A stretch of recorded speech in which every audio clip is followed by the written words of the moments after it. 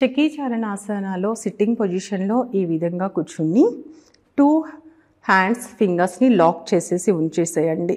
మీ యొక్క upper body అనేది రుబ్బు రోలులో కనుక ఆ యొక్క రోలు ఎలా తిరుగుతుందో ఆ విధంగా మీ యొక్క బేస్ని అక్కడనే ఉంచేసి పైన అప్పర్ బాడీ మాత్రం ఈ విధంగా 4 సైడ్స్ ఇలా రోల్ చేసేటువంటి ప్రయత్నం చేయండి.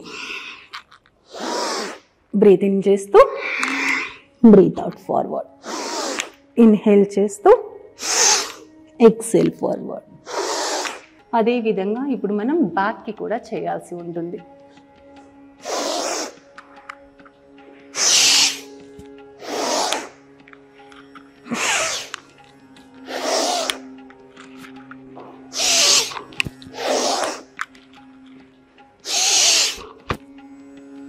స్టార్టింగ్లో బేసిక్గా ఈ యొక్క ఆసనాన్ని ఈ విధంగా ప్రాక్టీస్ చేయండి. ఇది మనం డైలీ చేస్తున్న కొద్దికి కూడా మన యొక్క స్టామినా అనేది ఇంక్రీజ్ అవుతూ ఉంటుంది.